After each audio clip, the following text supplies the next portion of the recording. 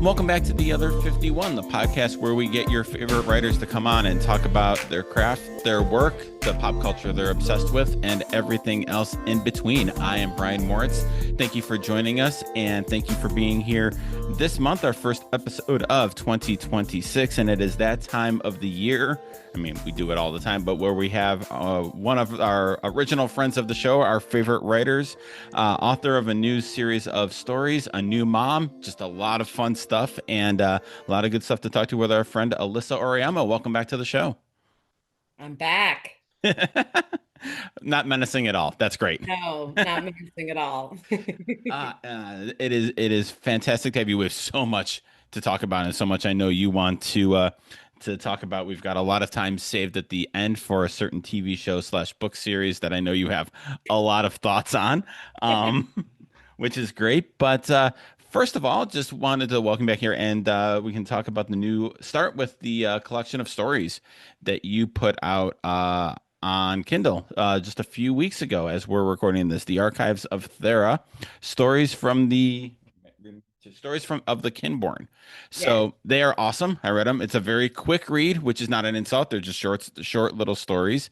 Um, Tell me a little bit about where these stories come from and kind of how they fit into your greater literary extended universe. So they actually came from uh, the the drafting process, actually. So, I mean, a lot of people that are listening to this show and have been on the show are writers and know that so much of writing is rewriting and drafting and writing a draft and getting rid of it or getting rid of 50% of it and then starting over again. So my draft for my book, All Daughters Rise, had a lot of you might want to say like apocryphal material of just stuff. And because I was trying to build the world out. So I was trying to build this overarching world with all of this stuff, and I wanted to make sure it all worked, and I wanted to make sure that the relationships were complex. But you realize very quickly that you can't put all of that in the book, unless you either do appendices, Mhm. like a J.R.R. Tolkien sort of thing, or you have to incorporate them in some other way. So I put them aside and I have a whole Drive doc that's just all the deleted stuff. Oh wow. Because I really believe, even if you don't think it's good, I believe in really not deleting your stuff. I believe in, unless it's, that it's never going to see the light of day, you I just copy all of it and I put it into a almost a garbage bin of stuff. Yeah. And I just leave it there, and it's ADR deleted stuff. And I've been in the process of trying to write the second book and just kind of getting stuck and I needed a way back in to the world, as it were. And I had the story with Bianca and Domi. I had that whole thing almost completely done, Okay.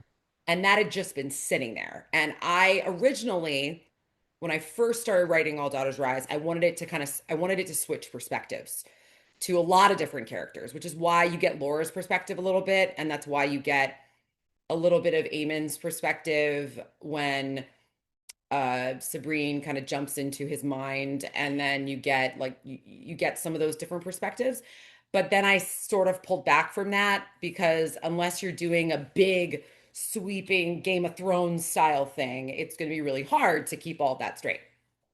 Uh, and I really felt myself gravitating more towards just Sabrine's perspective. And I'm not really, we can talk about this later, but I'm not the biggest fan of switching POVs. So, but we'll get into that at another time, at another point.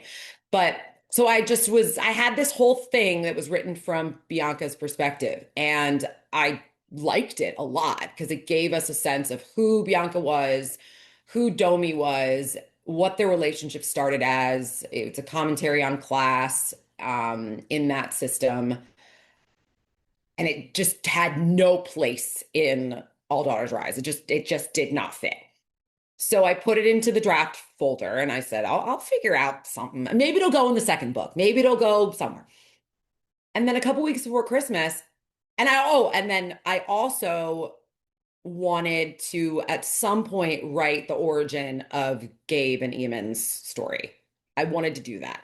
I knew it was never going to be a full book because I just didn't have it in me to do a full book from that perspective. I just didn't have it. But I knew I wanted to write a little ficclet or a little snippet or something.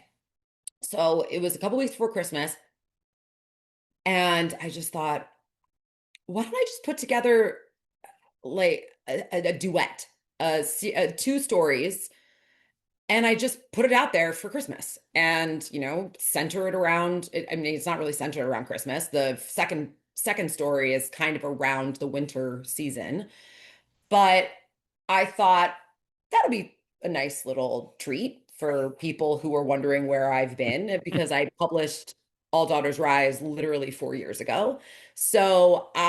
Which is crazy to think about, but I so it honestly is a way to get back into the world, and B, hi, I'm alive. I swear I'm still writing. I've just been busy with a ton of other projects, but I swear I still care about this world. This world is not abandoned. All Daughters Die is coming at some point. It's just, and I mentioned this last time I was on the podcast. That book is going to be really hard for me to write for a multitude of reasons because it's going to be pretty dark and sad. And it is no surprise I've really pivoted to rom-coms lately. So, but I really did want to give the people that really loved All Daughters Rise something. So I put together this little duet of stories and just threw it out there. And so far the response has been great. Everybody just thinks it's very cute, that was the idea because the side stories in All Daughters Rise are just really cute, and the origins of those relationships are very sweet. And I just thought, okay, here's some sweet little love stories. And I wrote I think I said something along the lines of in the dedication to anybody who wants a good little love story.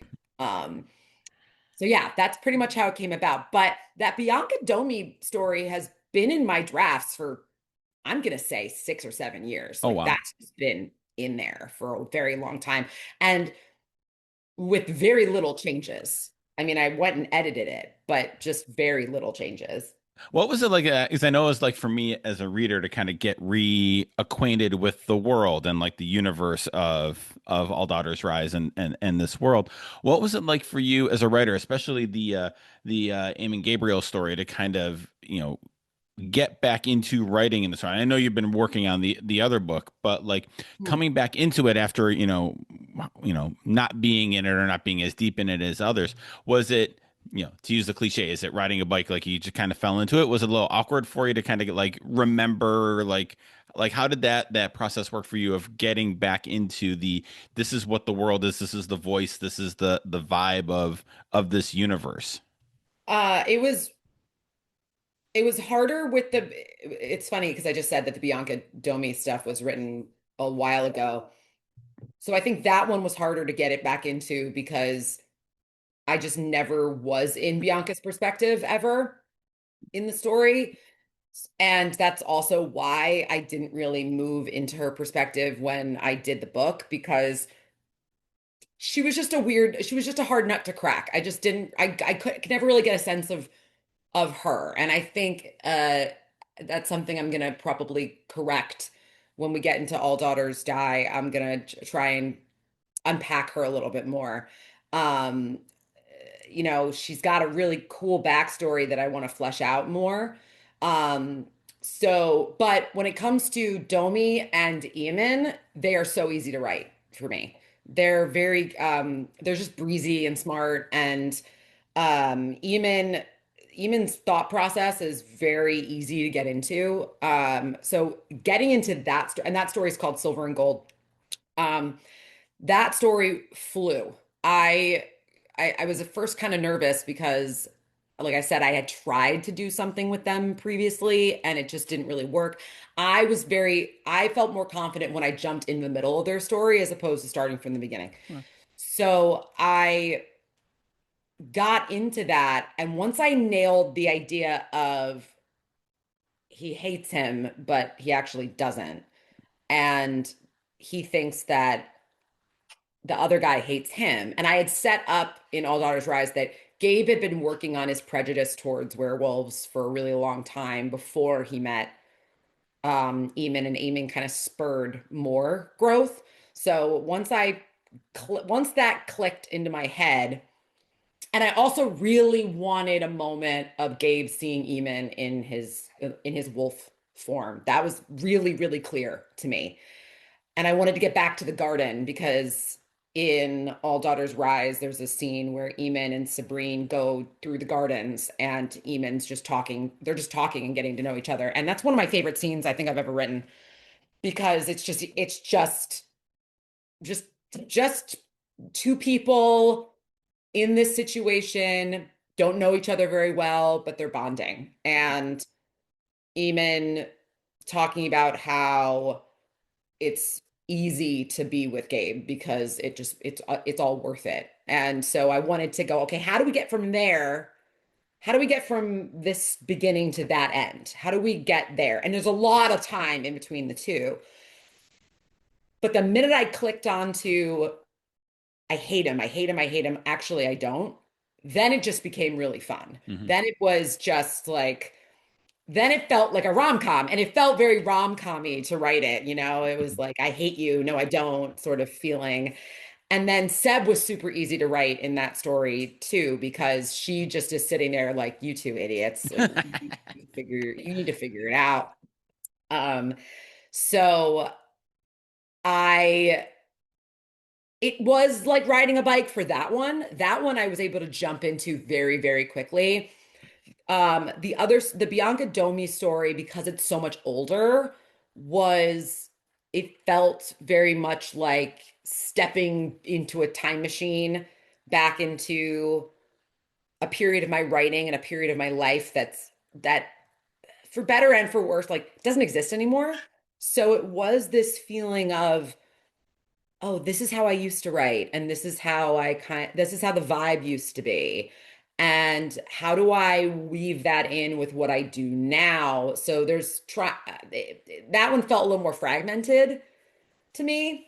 Whereas the second one I cranked that out and I cranked out that first draft very quickly That because that it was just fun. yeah, that one. That's what I was gonna say. That's the second story, especially felt very fun, and those characters just felt so lovable and fully formed and easy. And yeah, it was a total enemies to lovers rom com thing. That was really great. Yes.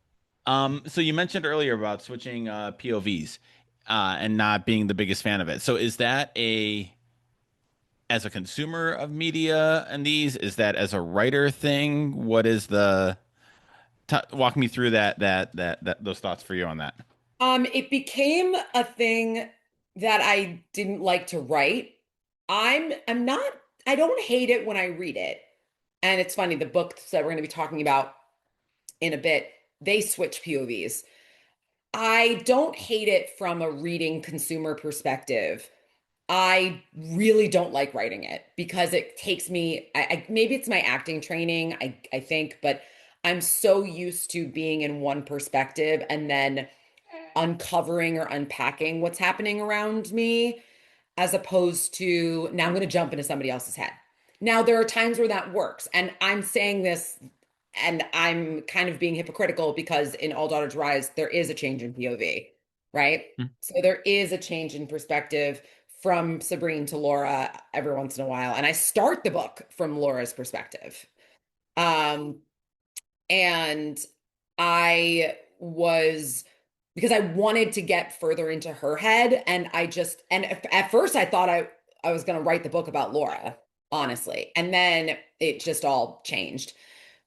So I think once I realized, oh, this story isn't actually from this person's perspective, it's from the other person's perspective, I still kind of felt like, well, what's going on in this person's head? What's making her tick? I kind of want to see what's going on here because she was so secretive and she had so much going on that I was like, what's going on in this person's head? So that's why I did the kind of dueling POVs. I'm I may have to do it again for All Daughters Die just to continue that style, but everything that I'm writing forward from other stuff is probably not going to be dual POV just because I like having it from one perspective and seeing what happens from that person's perspective. And then maybe, as a bonus, I'll publish stuff from sometimes authors will say, "Oh, there's an extra deleted scene. It's that scene from this part of the book, but from another character's perspective." Hmm. I think that's very fun Yeah. because it's a little, ooh, here's what they were thinking during that moment. But I don't like it. I don't know. I think it kind of starts with uh, this character rewinding the scene and thinking this is how I was feeling during that. And I just feel like it's reiterating stuff that happened previously. And I was like, no, keep going forward. Mhm. But a lot of the rom-coms I read and a lot of the romance novels I read are dual POV. So I don't hate it from that. Like, I'll read it. It's just really hard for me to write. No, I get that. Yeah. So when we were kind of getting ready to and trying to schedule this to record, one of the uh, one of the things that you mentioned that you wanted to talk about is writing as a new mom, which you Mm. are, and writing postpartum, and also you work, you're a teacher, you're a coach, you've got a lot of projects that you're working on. And so I don't really have a set question on this. I'm just kind of gonna let you, where your head is at and where you're thinking on that and what that's been like for you doing all of this and balancing all this. Yeah, so since it's so funny because I was trying to think back to the last time you and I talked on the podcast, and the last time we talked, it was right before I was getting married. And so between the time you and I have gotten together for a pod discussion, I've gotten married and I've had a kid. So and my kid is almost 4 months old. Um and having it's been a full year of being pregnant, then having the baby, becoming a mom, right? It's funny. A year ago today was the day I found out I was pregnant. Aw, Isn't that crazy? that's amazing. I just thought about that. I thought about that today because I was going back through my phone and looking at some stuff. And I went to last year at this time and I just saw, I was like, whoa, was happening at this time last year. It's crazy how much your life can change in a year, da da da. As for the writing, while I was pregnant, it was this feeling of what do I do? Like, what's going to happen? What's my life going to be like? It's going to all change. It's going to be all different and new. And maybe what if the baby is a difficult baby? What if the baby is this? What if it's that? What if it's the other thing? And you're worried about complications and you're worried about, complications with you and postpartum and worries about postpartum depression and da da da. And then I have the baby, and thankfully, none of that really came to pass. The baby is completely healthy. I recovered very, very well. I was lucky. I had a very easy delivery, very easy postpartum process. Aside from, all the things that happen when you're postpartum, the emotional crash and all of that, that happened, but it's nothing serious. Um, Nobody tells you how boring it is to have a baby. Um, And I'm not saying that in a pejorative sense. It is just a boring thing because you're waiting to be let out into the world again almost, but you also want to protect the nesting time. And you can't go out anywhere until, well, I made it a choice to not really go anywhere until she got her shots and everything. So for about a month and a half, 2 months, I was stuck at home. So what I was doing during that time was thinking. When I was able to, I read, I was listening to podcasts. I watched a lot of TV, because you're just feeding this, your whole life becomes keep this person alive. Put the, make sure they sleep, make sure they poop, make sure they eat. Every 2 hours, you go again and you do the bottles and and it becomes so monotonous. And it becomes this situation of, okay, so now what do I do? Now I've got these times where then it starts to back up a little bit, and then you get more time back. And suddenly I just had all of this. I don't even know if it was this creative spark or I don't know what it was, but it was this feeling of, oh, now I'm ready to write again. Um, and I hadn't really written for like a year. I really hadn't felt the pull to. Just for a variety of reasons. When you're pregnant, you just at a certain point it's just survival. You just are just trying to make it Yeah. to your due date without killing everyone around you. I don't know. And I had an easy pregnancy, so I don't even know when people have complications. I don't even know how that works out. Bless anybody who has a child. But I suddenly got this urge to write because I was at home. And I don't think that that's true for everybody that has a baby and has that kind of career. But after about a month, it became, I have all this time, which is hilarious when you have an infant to think you have time. But I did. I got lucky. Like I said, I have a very good baby. And that's when I started getting the itch to write again. So writing postpartum for me has been the moments of time I carve for myself. Like I get to sit and do things, and it wasn't always writing. I was knitting a lot. I was when I was able to go for I was going for walks. I was listening, like I said, I was watching a lot of TV. I was listening to a lot of podcasts. So it was those moments that I could carve out for myself. And when I carved out those moments, the urge to be creative just came at me. Um, and that's a weird, crunchy way of putting it, of like the creative juices just were flowing.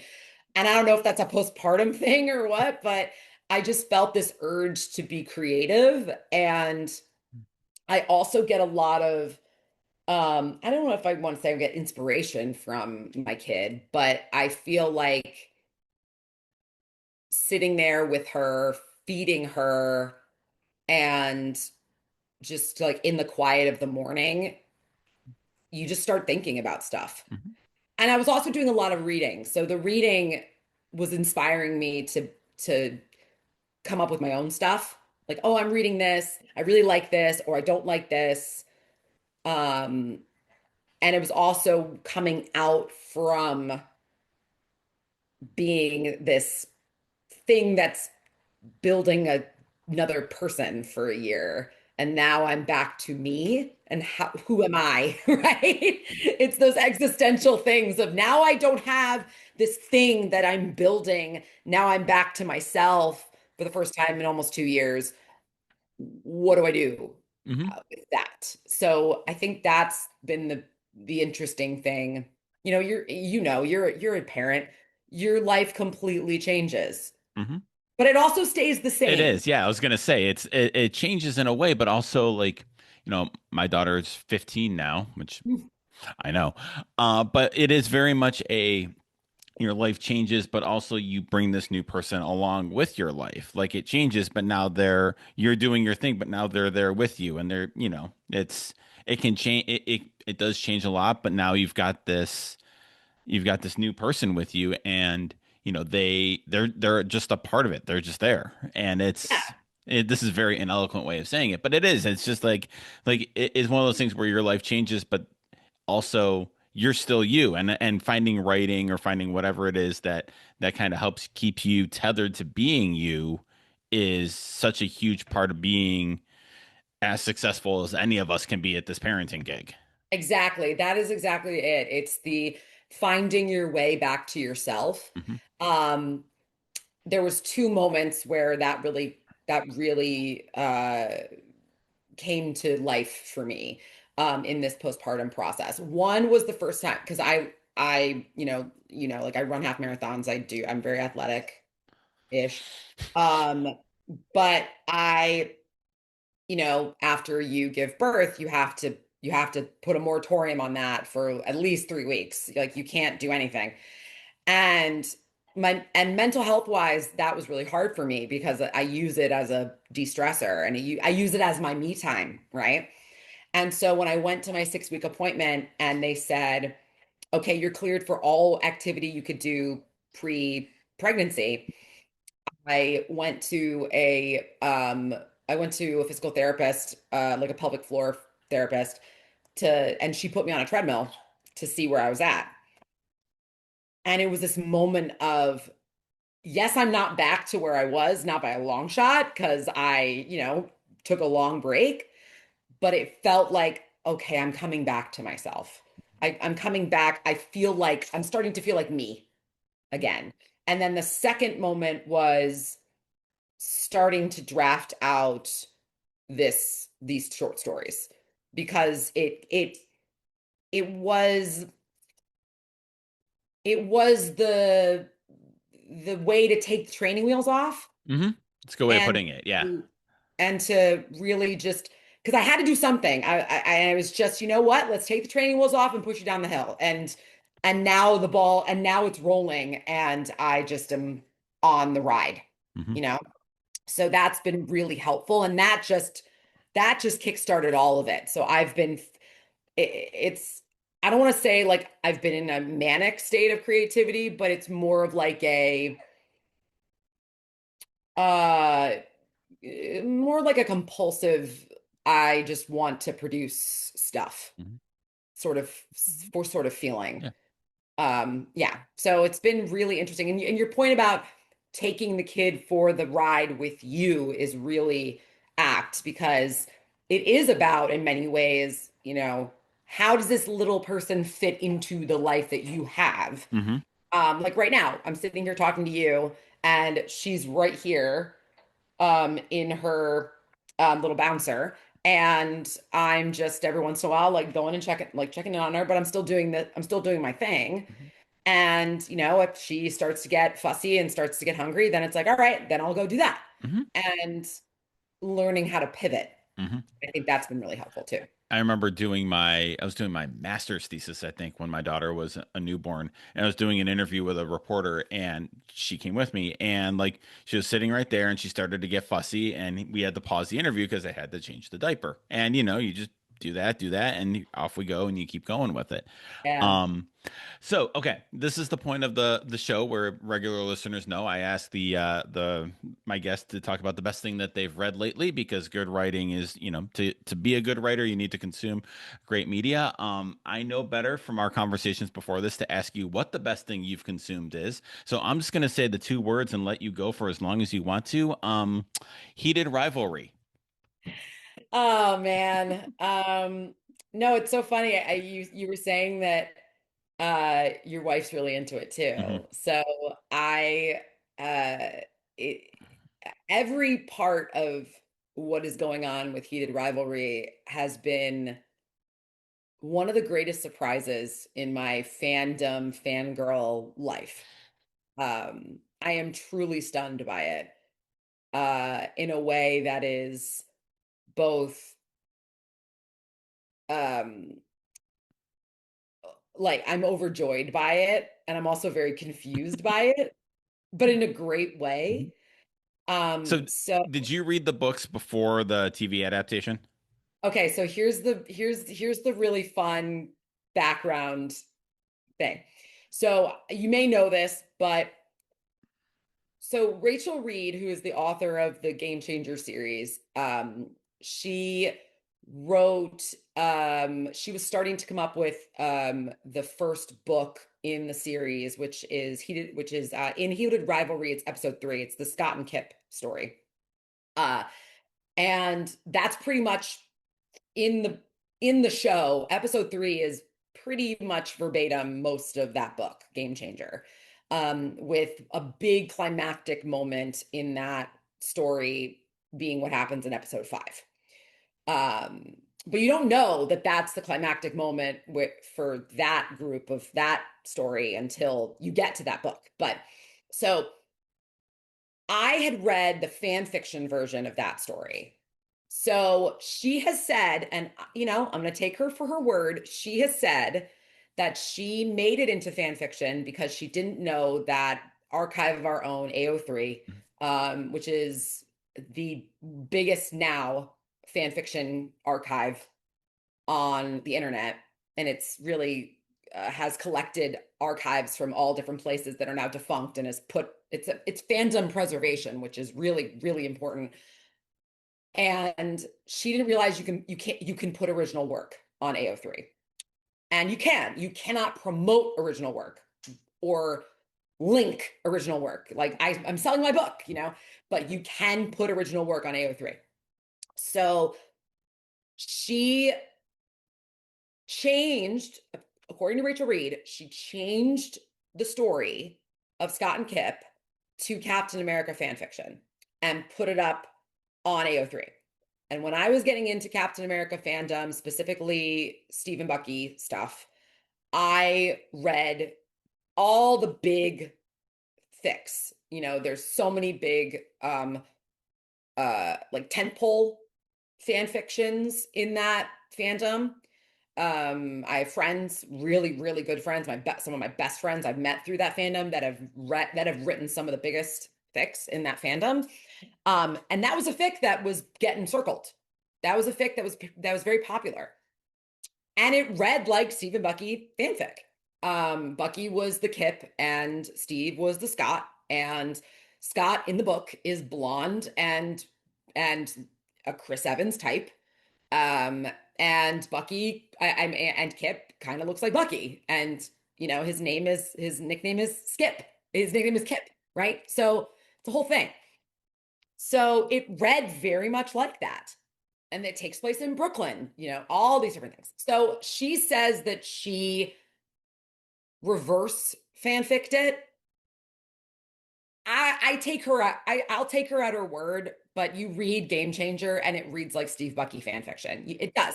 And that's not an insult. As someone who reads and has produced Steve and Bucky fan fiction, I love that stuff. So I don't understand this whole thing about like using it reads like fan fiction as a negative, but whatever. So that was back in like 2016 that I read that fic. So I'm like, reading that fic. It's fine. Keep going. So then I find out that she's making that into books and she wrote this whole series. And I went, oh, okay. I'll get to that sometime. I'm not a hockey romance girl. That's a big genre. Mm-hmm. And it's just never been my thing. But I know that it's huge. And I know that it is a very marketable genre of romance. And I just thought, you know what? Good for her. That's great. And she's far from the only person to do it. So I was like, all right, just, that's totally fine. So I forgot about it. And then last year I find out that this Canadian company is making Heated Rivalry as a series. And I thought, that's cool. Okay. Great. It'll be a cult thing. Like people on Tumblr will find it, get obsessed with it. There'll be GIFs all over the place, and it'll be something that a very niche group of people will love. That's awesome. And I saw a preview and I was like, this is great. Like this is going to be just cheesy and fun, and I'm loving this. So, and I knew that she had based it off of I'm not a hockey person, but she based it off of the rivalry between Sidney Crosby and Alex Ovechkin. And I know those names. So I was like, okay, this is cool. And then I hadn't watched it yet. They dropped. So then this is like some other thing. HBO Max picked it up. Mm-hmm. Like I'm going to say 2 weeks before it aired, they secured the rights and were going to air it on HBO Max. So again, I'm thinking that's great. It's still going to be this cult thing, very much like there was this Norwegian show called Scam that came out like 10 years ago that was very cult, and there was this gay relationship on that show, and Tumblr picked it up and ate it up, you know.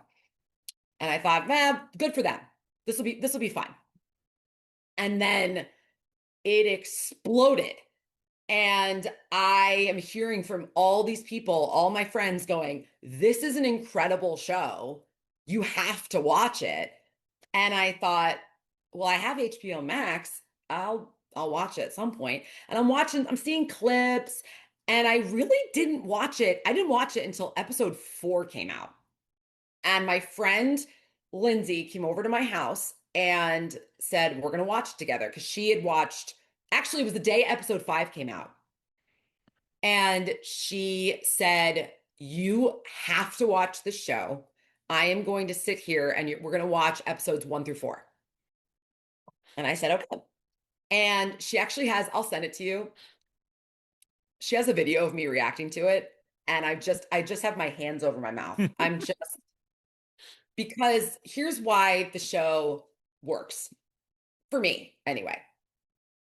And I think the leads have said similar things. So everyone's like, why do women love Heated Rivalry? Why, which I'm like, I know why they love Heated Rivalry.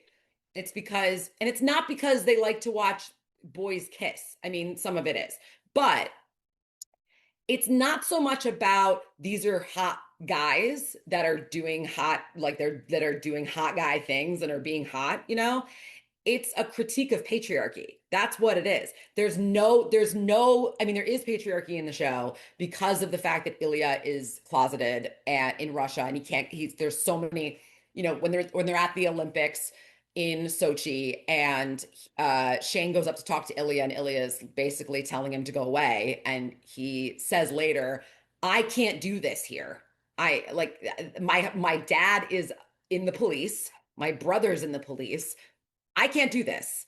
Like, you cannot be near me at all.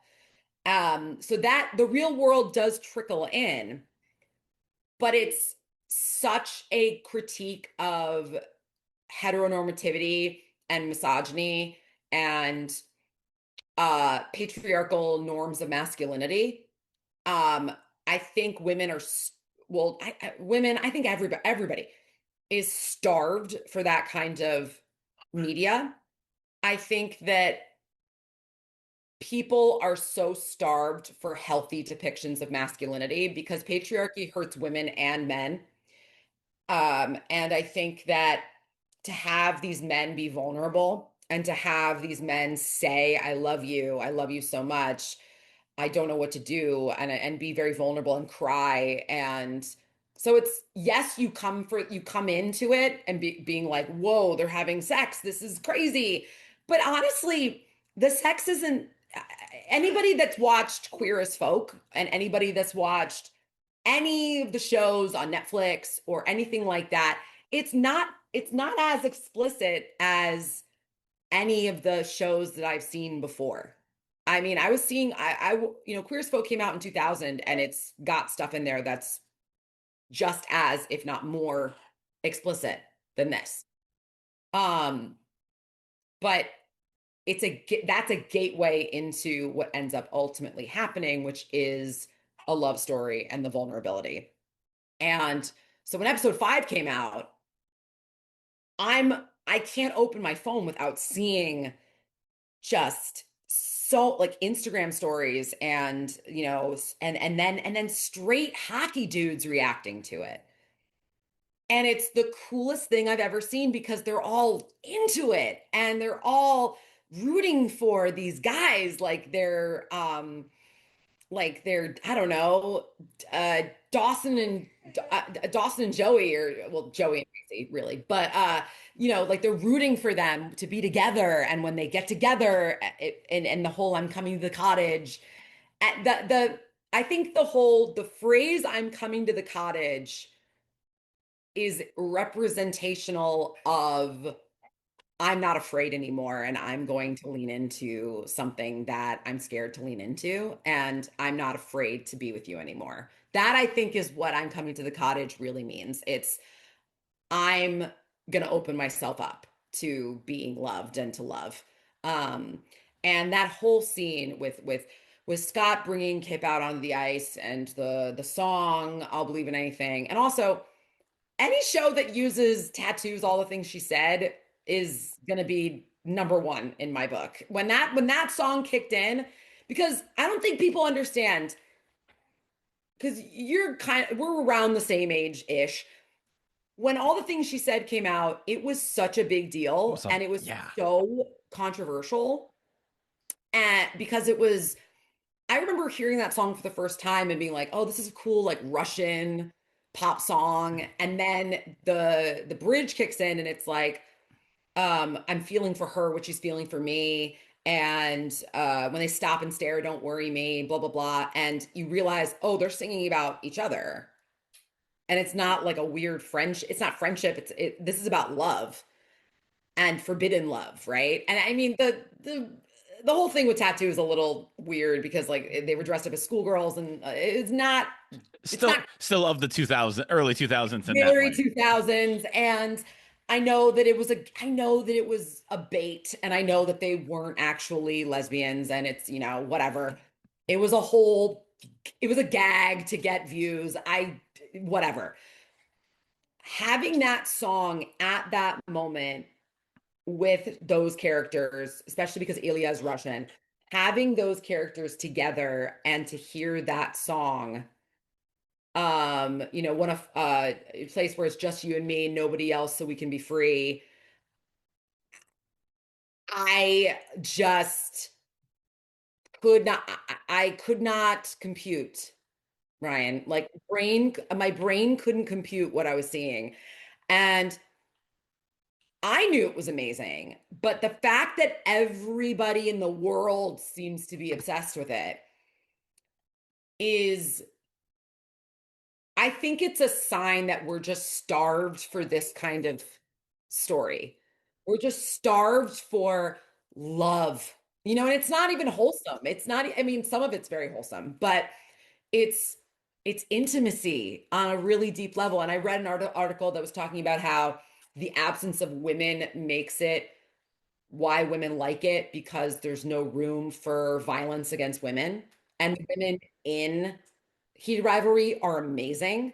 And they're very good examples of allies. Like, you know, Elena and Maria and Svetlana are just incredible. And Rose as well. Like Rose and Shane's whole breakup, quote unquote, is so funny and relatable. I've had that. I mean, I've not dated any gay guys, but I have had conversations where I've said, I remember meeting he's one of my dear, dear, dear friends. And I remember I found out he was gay because we realized we had previously a crush on the same guy.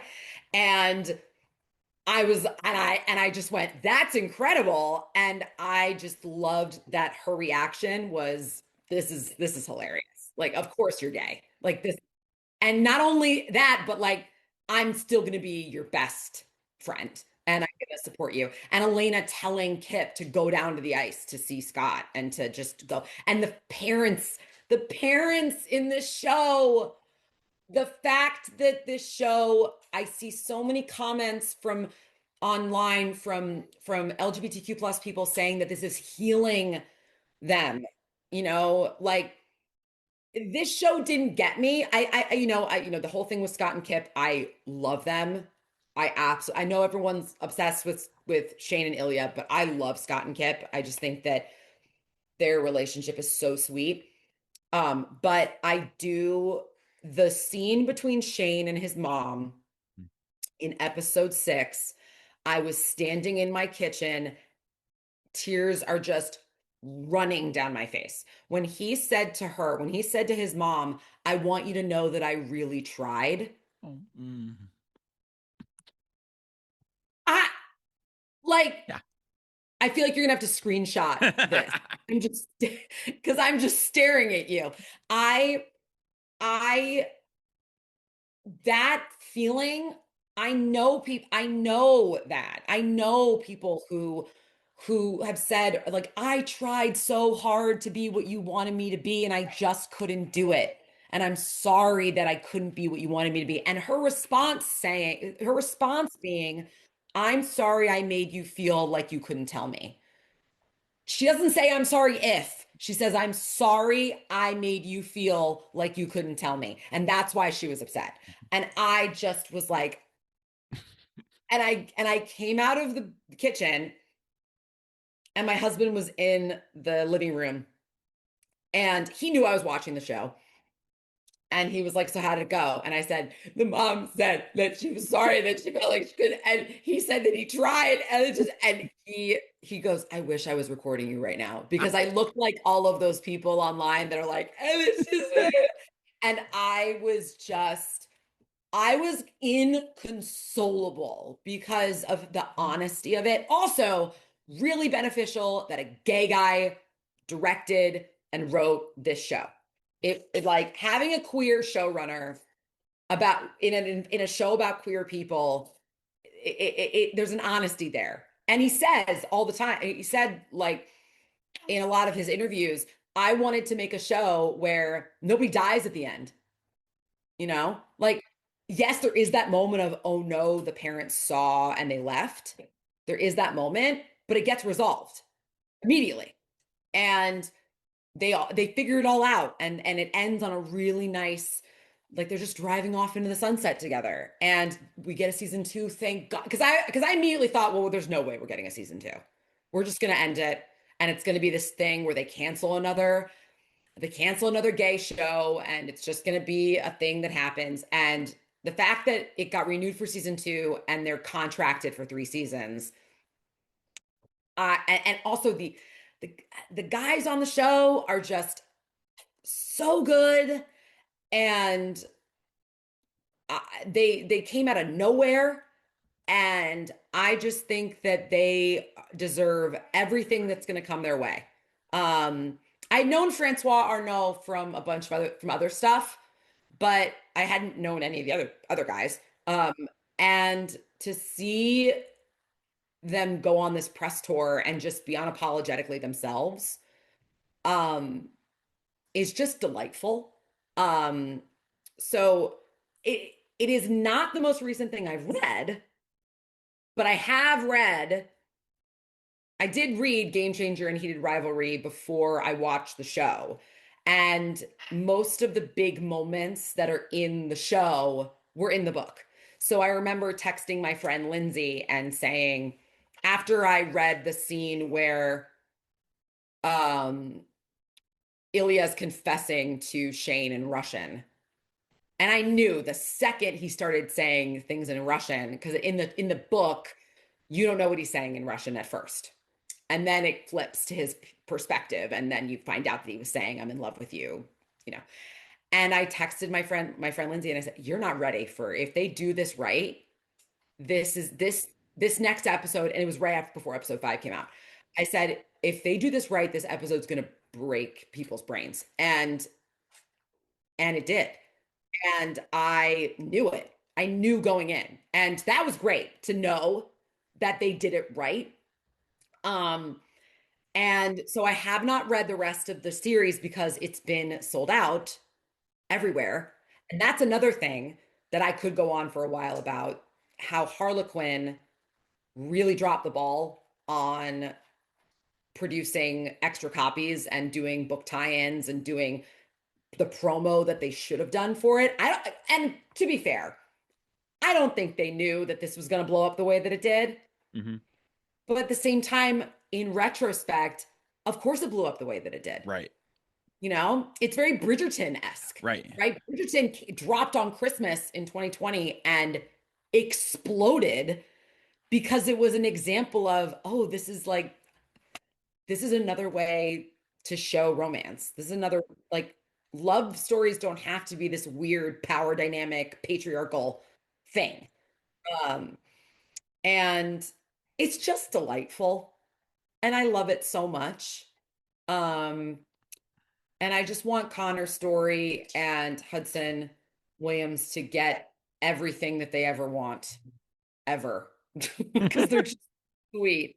Um, and they're so young and completely untrained for media, and it's so refreshing. Um, and I just love it.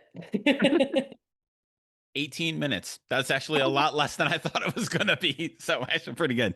That or just going through every single episode and like the minutia of like the foot touching and like all of that stuff. I feel like if you're listening to this episode, you've watched Heated Rivalry and you understand.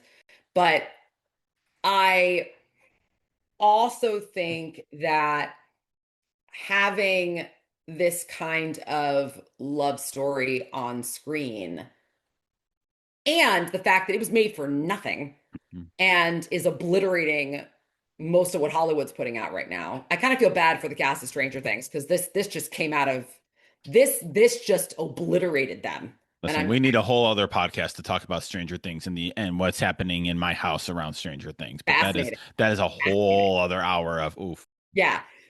But it's really interesting to see how with not a big budget, with taxpayer dollars, with, and a Canadian show. And it's also really interesting, and this is not, I don't think this is a hot take, but I think this is an interesting take, is that um conservatives really aren't freaking out over Heated Rivalry. No. They're not being like, this is an abomination or whatever. And I saw something online that basically said, you know why they're not freaking out about Heated Rivalry? Because they're all watching it. Hmm. Like Yeah. nobody's freaking out about it because there's nothing to freak out about. I mean, yes, there is to freak like in a good way, Yeah. plenty to freak out about. But to the fact that there hasn't been this big, like, oh my God, like, how dare you? And it's also creating a conversation about the very real homophobia in the NHL. Hmm. And the fact that Hudson Williams has come out and said closeted professional athletes are reaching out to him online saying, this is my life. Hmm. I think that maybe I'm just pie in the sky, cockeyed optimist or whatever, but you can't tell me that there's no gay people in any of the professional sports leagues right now. Right. Like there's no out people. Well, that's in the male side of Mhm. things. Yeah. Many out female professional athletes. But you can't look at the thousands of people, thousands of men that play professional sports in this country and say there are none of them are even like a little bit Hmm. LGBTQ plus. You can't tell me that. And the fact that there's no active, I mean, there might be, I don't know. The fact that there's no prominent, really prominent out athlete, it just shows you we have so much more, so much farther to go. So I hope that moment in episode 5 when Scott pulled Kip onto the ice and kissed him on TV in front of this cheering crowd, I hope that that sends a message to closeted athletes like, I hope that you understand that yes, there's going to be backlash because people are terrible and there's lots of terrible people in the world, but this could be waiting for you. Like this feeling of just being yourself and not being afraid anymore. And I just really hope that that's true. Um, so I just hope that it's a sea change. I don't know, maybe that's me just being really optimistic, but I I love sports and I love this but I think that we could do better in so many different ways. And I just hope that this is a sign of better things. And and that is Alysa Auriemma. You can read her work. I will put links to all of her books, including the new collection of stories that will be in the show notes for this. Alyssa, we've got so much more we got to talk about. We'll have to do this again later in the year just to do a bonus fandom episode I know. because Stranger Things. Oh my God. I know. And you can follow me on Instagram at Ali Marcy Writes. It is my book, All Daughters Rise, is under my given name, Alysa Auriemma. But when I am starting to put out some, I am going to start publishing a series of romance novels. And those will be under my pen name, Ali Marcy. Most my fantasy work will still be under Alysa Auriemma. But if you're looking for me online, That is my public facing author account. That is also my name on Blue Sky. So if you would like, I don't, I just, I need to get better at updating Blue Sky. But if you would like to follow me on Blue Sky, that is my name as well. All right. Well, as always, this was a hoot. Thank you so much for being here. Thank you so much, Brian. I really appreciate it. And this is the other 51. We do this once a month where we talk to writers. Thank you for checking us out. Thank you for being here. Jen Moritz does our graphic design. Ellie Moritz did our theme music. I'm Brian, and I will talk to you next time.